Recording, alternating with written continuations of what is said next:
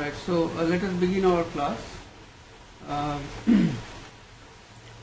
We are looking at Moll Flanders. So the gentleman of Bath, we saw that he fell sick and he had regret over his life and the adulterous relationship that he was having with Moll. So Moll writes, I lived 6 years in this happy but unhappy condition, in which time I brought him 3 children, but only the first of them lived.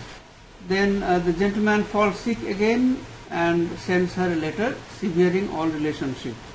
So Moll realized that all this while she was a married woman, a wife to Mr. Linen Draper, who, though he had left me by the necessity of his circumstances, had no power to discharge me from the marriage contract which was between us.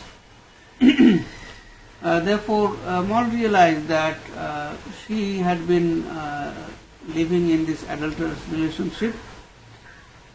From the cargo of her goods, she got only 450 pounds, and she lost some money from a goldsmith, money worth 70 pounds. She had a plate and clothes and linen. With the stock, I had to contend the world again. So as I told you that Defoe mentions at every step how much money Moll has at every step, enabling the reader to know whether she rose in her status or she fell in her worth. So once again she had to contend the world, that is, she was once again without any support. But Moll was not young anymore. In the next place, when a woman is thus left desolate and void of counsel, she is just like a bag of money or a jewel dropped on the highway which is a prey to the next comer. Moll meets a north country woman, and this woman believes that Moll was worth 3,000 or 4,000 pounds, and she told her that she has a sister in Liverpool and a gentleman brother who has an estate in Ireland. Then at the same time Moll meets a banker, and we know that Moll decides to find out whether she would find a husband in the north country. In case she didn't find one, then she would come back and marry the banker. So she keeps the banker on reserve. From page 113, we have the interesting episode of Moll meeting the Lancashire husband. And here we find that this gentleman tries his most to deceive Moll into thinking that he has an estate in Ireland. And in order to impress Moll, he hires expensive hotel suites and expensive carriages by which he comes to meet Moll, so that Moll would believe that he was a propertied man. But this was all deception, and the sister in Liverpool, the sister is within quotation marks because later we'll know that she is not an actual sister but a go-between. She deceives the man, the gentleman, by telling him that Moll is worth 15,000 pounds. So when later they discovered the truth, that none of them was rich, then it was a kind of mutual deception, and they mutually accepted this fact, as we'll see. Moll meets the future Lancashire husband. She was told by the sister that his estate in Ireland was worth 1,500 pounds. So the sister said that the man owns an estate in Ireland worth 1500 pounds. The man was told by the sister that Moll was worth 5,000 or 15,000 pounds. So you see how this woman, who was a go-between, who attempted to find the Lancashire gentleman a rich wife, and of course was paid some commission by him. Now this woman was dishonest, and how she unreasonably said that Moll had 15,000 pounds because she had no evidence. The man had very little money, but he ended up spending a lot hiring a chariot, that is a carriage, and staying in good hotels to impress Moll. Then quotation, I that was great fortune and passed for such was above being asked how much my estate was. So the rumour was so great that Moll was rich that the gentleman didn't even think of asking her. And my false friend, taking it upon a hearsay, had raised it from 500 pounds to 5,000 pounds, and by the time she came into the country, she called it 15,000 pounds. So this false friend, or this sister, so-called sister, so we see that this woman was actually go-between and was extremely dishonest. Believing the man to be rich, Moll consented to get married. Moll asks her new husband what is his idea about Moll's fortune. So we see that it is rather honest on Moll's part, that she asks him directly what is his idea about his fortune. But of course there is some kind of mutual deception also here, because Moll asked this after the marriage, not before the marriage, because Moll was hoping that the man was rich. So she married him first, she secured him first, and then she asked how much he thought her worth to be. Both of them come to realize they had been cheated. The man has no more than 50 guineas and Moll produces 20 pounds. So meager sums. Next morning the man disappears with his servants and baggage, leaving a letter for Moll where he writes, our marriage is nothing. I shall never be able to see you again. I here discharge you from it. If you can marry to your advantage, do not decline it on my account. So this man also behaved in an honest fashion after he came to know the truth, or whatever Moll told him. He genuinely disclosed his true worth, which was very little. Moll probably did not tell him her true worth, because Moll produced only 20 pounds, did not tell him that she had like 600-700 pounds. So the gentleman was honest with Moll, and then he gave her some money from her meager stock, and he left her free at liberty, saying that if you find a better husband you marry, you do not consider this marriage as an impediment, because it is nothing, it is based on falsehood. So I am freeing you from this relationship. Paradoxically or ironically, Moll was impressed by the gentleman's behavior. I fell into a vehement fit of crying, every now and then calling him by his name, which was James. Oh Jamie, said I, come back, come back. I will give you all I have. I will beg, I will starve with you. And thus I ran raving about the room several times, and then sat down between whiles, and then walking about again, called upon him to come back, and then cried again. So Moll's agitation suggests that she kind of fell in love with him because this man was so honest with her, and wanted him to come back. But there is this humorous situation in the novel. As Moll says, oh Jamie, come back, come back.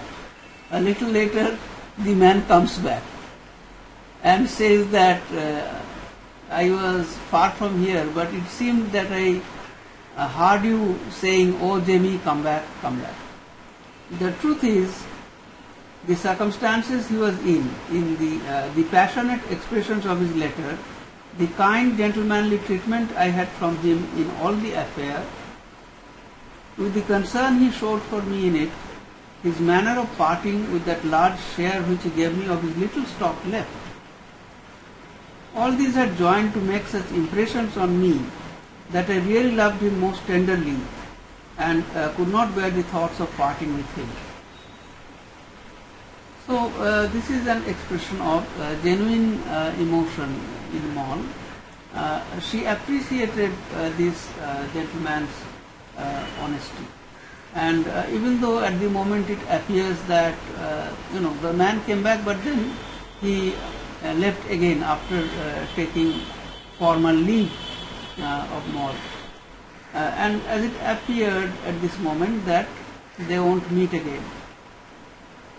But there will be a twist in the story, and later Moll, when she would marry the banker, and when she would be in an inn when they were traveling, then on the highway 3 robbers were captured, and among those 3 Moll spotted her Lancashire husband, and that also explained why the Lancashire husband never wanted to come to London, because he was always avoiding the police. He practiced highway robbery, and then Moll told the policeman that he knew that gentleman, he was a gentleman and not a robber, and the police lets him go. So they will be reunited again, and very ironically they will be reunited in prison, in Newgate prison, when Moll will be caught and the gentleman will be caught for robbery once again. Both of them will be in the prison. So we will look at that part later. At the moment when Jamie comes back, Moll and James, they come together to Dunstable, where they stay for 1 or 2 weeks. Moll tells him about the possibility of raising a plantation in Virginia. The man, on the other hand, proposed to go and settle in Ireland. So you see that having a plantation or running a plantation in Virginia was a very adventurous task and an arduous task. And this gentleman, he was not ready for such a difficult task. He was already, habituated with robbery, which was a much easier task to rob helpless travelers on the road. And he never wanted to go to London. Moll did not know the reason, but we know that because he was a robber and the police knew him as such, so he avoided London. So he wanted to go to Ireland. They finally parted, and James was reluctant to go to London for unspecified reasons. It later becomes clear when he is caught as a highwayman. Moll soon discovers that she is pregnant by James. She goes to a midwife who gives her 3 different bills for her services. Now this portion is also a very interesting read. So I would suggest that you go to these pages between 124 and 134 and read how the midwife gives her 3 different quotations, 3 different prices, and this indicates the way English society was divided into classes, the extreme class division in English society, so that even a midwife has 3 different rates for different classes of people. While I was in her house, which was near 4 months, she had no less than 12 ladies of pleasure brought to bed within doors. Ladies of pleasure means prostitutes. So when the prostitutes became pregnant, because in those days there were not many family planning technologies. So when they became pregnant, then they would come to such midwives of ill repute, and of course the whole business was run illegally, but these businesses thrived because of the great demand. And in her house, the midwife had 12 ladies, so it was like a nursing home that she was running. And outside she would visit, she had another 32 patients. So 32 and 12. So you see the large number of patients that this midwife was dealing with, which indicates that the state of morality in England at that time, because so many people needed the service of illegal delivery of children. I think she had 2 and 30 or thereabouts under her conduct without doors, that is outside. This was a strange testimony of the growing vice of the age. And here Moll gives birth to a son. Moll has scruples about marrying the banker. When she tells the governess about her moral dilemma, now you remember the governess, she will later play a very important role in Moll's life because she will act as a pawnbroker and receiver of stolen goods. So all the goods that Moll would steal, she would deposit them or sell them to this woman, and the woman will sell them to others. So whenever she has a problem, she did not have anybody of her own, so she would go to this governess and consult her, and she told her that she had some scruples about marrying the banker because of her own life. She knew that she had adulterous relationship with a number of people, but immediately she had this marriage with the Lancashire gentleman, which could not be legally annulled, and therefore how could she marry the banker? Now we see that the banker, whose wife was a prostitute,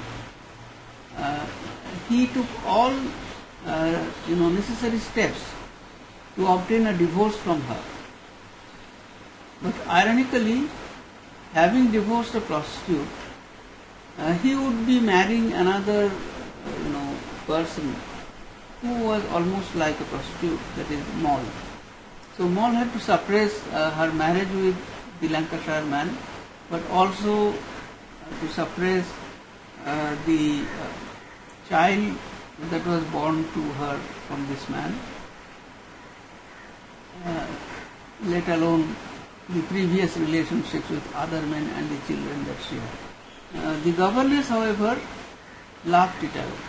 She fell a laughing at my scruples about marrying and told me the other was no marriage but a cheat on both sides, and that as we were parted by mutual consent, the nature of the contract was destroyed and the obligation was mutually discharged. So she said that it was like a mutual divorce, because a mutual separation, because you have consented to separate, and this marriage is null and void because it was based on fraud. With the help of the governess, Moll gives up the child to a nurse for £5 a year.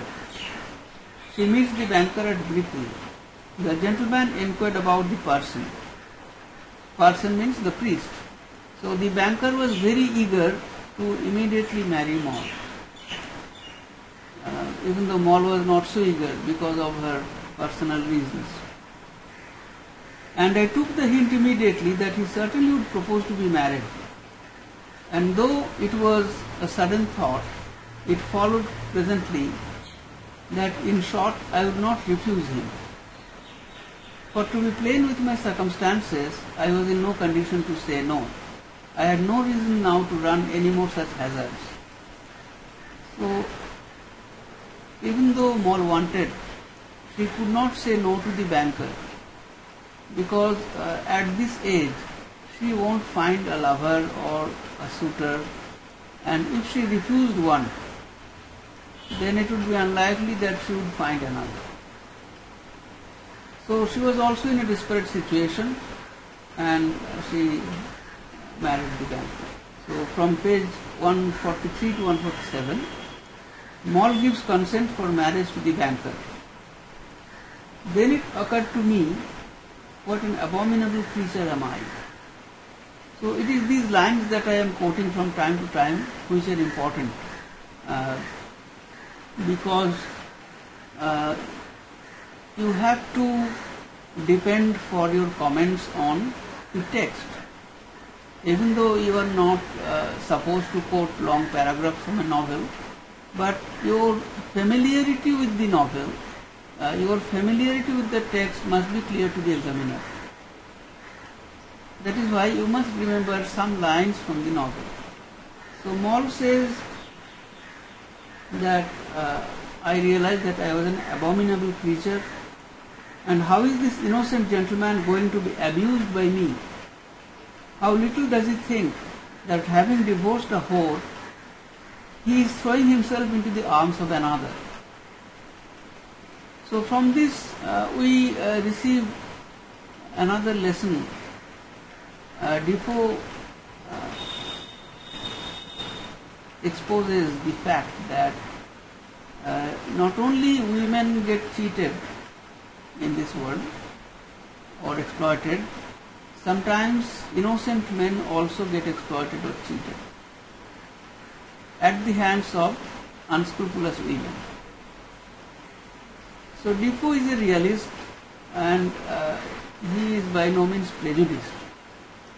It is true that he is here, he has taken up the cause of women more than that of men, because he makes a woman his central protagonist, and kind of looks at the whole scenario, the situation in England, the marriage market and so on, from the perspective of a woman, and that too a marginalized woman, a helpless woman or a criminal woman. It is true, but even then from time to time he shows that men are not all evil. Some men are honest, some men really try to help women and so on. At Brickhill, from the window of her house, Moll sees 3 highwaymen. One of them is a Lancashire husband. When a searching party comes to look for them, Moll turns them away by saying that she knows one of them to be a gentleman from Lancashire of undoubted character. So here Moll was staying in a hotel with a gentleman appearing as a gentleman's wife, or she was the banker's wife. So the police would naturally take her testimony to be true or valuable. So they will give importance to her judgment, to her testimony. And when she vouched for the Lancashire gentleman to be an honest gentleman and not a robber, then they took it for granted and they let him go. So here we see one thing, that the roads in England were very dangerous at that time. Travelling was dangerous, robbers were there. So we know the colonial history that when the British ruled here, the robbers or the Thuggees in India, they were notorious, and the British kind of curbed them, controlled this problem with the help of strict law, implementation of the law and punishment of those robbers. But in England in the 18th century, we can see from Defoe's novel that the situation was not much different, because there also there were robbers. Then Moll lives with the banker for 5 years.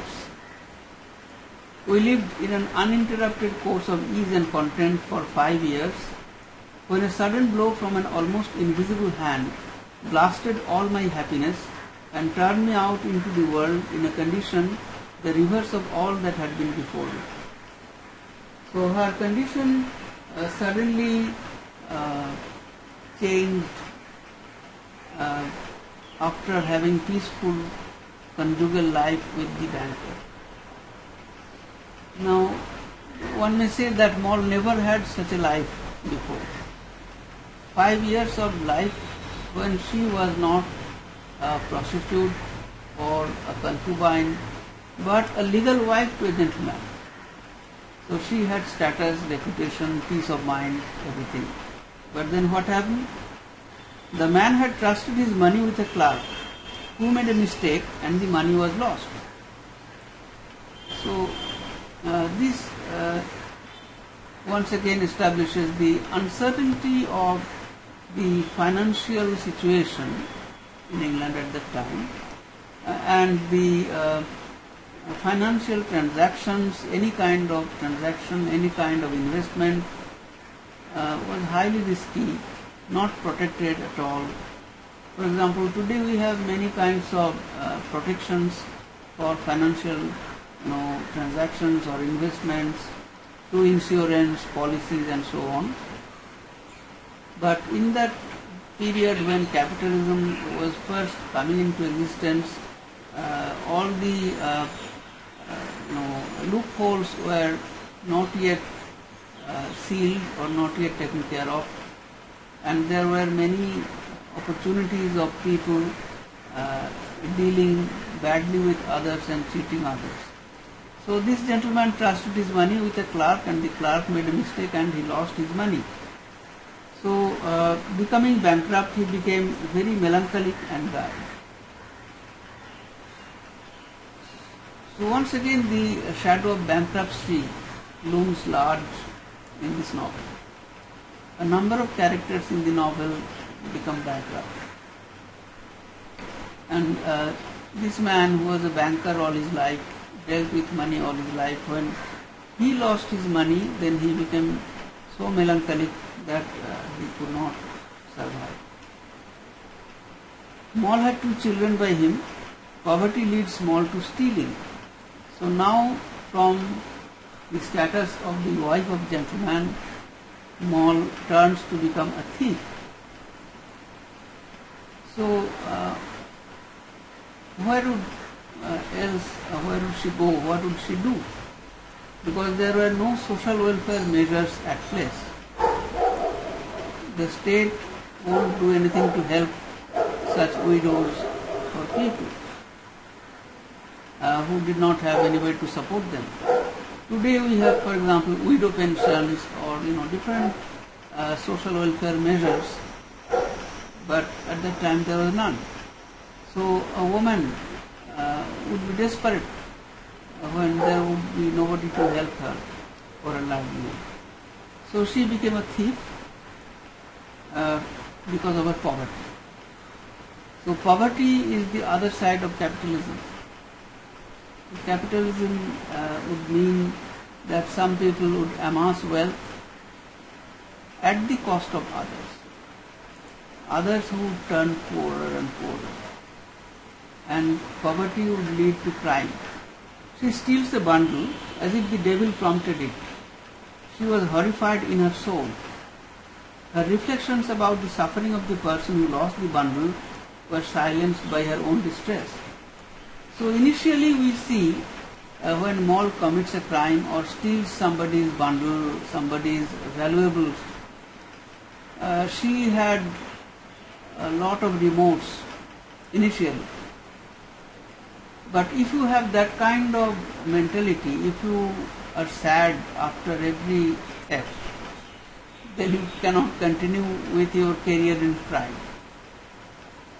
So Moll also gradually became more and more hardened. So she thought that the devil prompted him. So when she became a thief, she thought that it was the devil who led her to be the thief. Her reflections about the suffering of the person who lost the bundle were silenced by her own distress. So she herself was in great distress. She must survive. She could not repent long as she felt she had an evil counselor within. So her repentance quickly changed into acceptance of the crime. So she felt that there was some counselor in herself who told her that you must steal, otherwise you will not survive. Then I have given by bullets the different times Moll steals, and a great number of times. So as Moll is a picaresque character, a picaresque heroine, so all her misadventures would be enumerated, would be narrated one after another to give the reader a sense of the immensity of her crime.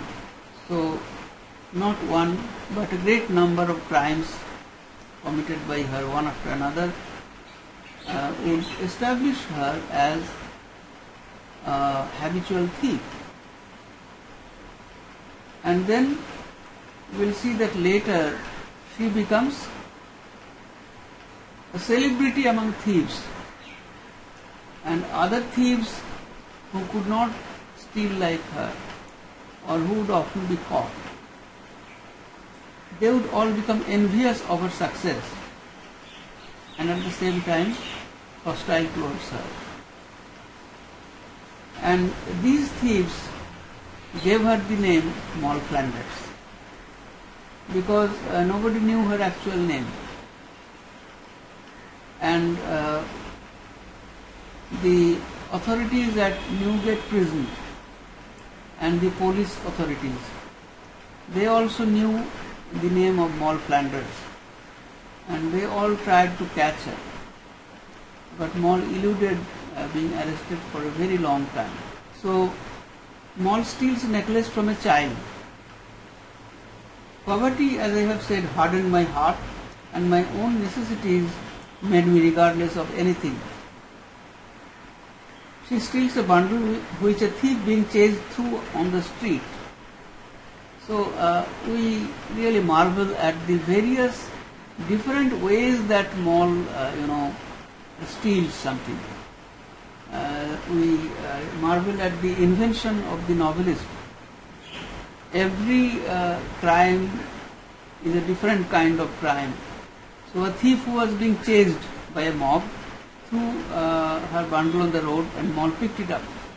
Moll steals 2 rings, one of them of diamond from a house near Stepney. The governess had now turned a pawnbroker. Moll went to meet her to inquire about her boy, who was well looked after, even though Moll had stopped making payments. So you remember that the banker's son, Moll gave her to a nurse, and she would pay her £5 every month for his upkeep. Now after some time she stopped making payments because she became poorer, but even then she went to inquire after him, and he found that the boy was well maintained. The governess acted as the receiver of her stolen goods and sold them. Moll finds some quilting work for ladies' beds. So we know that Moll knew sewing and embroidery and this kind of work. So she got some work for making quilts for ladies' beds. So it is an indication that some work would be available for poor women, but they would not be sufficient. So Moll would still struggle, and she won't survive merely by making quilts. That would not help her earn sufficient amount of money. Moll steals a silver tankard from an ale house. Ale house, that is a pub, a drinking place, where the ale or the local whiskey, the local drink, that is kept in a tankard. Tankard means a large pot, a silver tankard. So it would be very expensive. She is put by the governess under a woman who teaches her shoplifting, stealing of shop books and pocket books, and taking off gold watches from the ladies' sides. So she is kind of put as an apprentice under a woman by the governess who taught her shoplifting, stealing of watches and books, shop books, so on. So Moll would learn all these tricks. She steals in company with her a gold watch worth 20 pounds. So later Moll would have other occasions also of stealing gold watches.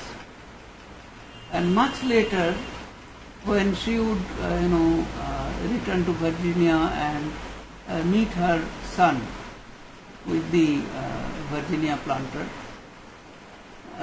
she would gift him a gold watch, probably one of the stolen watches. Moll becomes a habitual thief, stealing even though she does not have necessity. There is a paragraph in the novel where Moll says that now I had kind of money enough to sustain myself comfortably, and I wanted to stop stealing, but I couldn't. As if the devil whispered in her ears, and she was prompted to steal again. So stealing became a habit with her. And now she was no longer poor. So initially it was poverty that made her steal. But Defoe shows how one is forced to commit crimes initially, but later crime becomes a habit. One becomes a habitual criminal. So Defoe is being realistic in the exposition of Moll's career as a criminal, and so these comments are important. We should particularly take note of these comments. Alright, so I'll stop here. If you have any questions, you can ask me.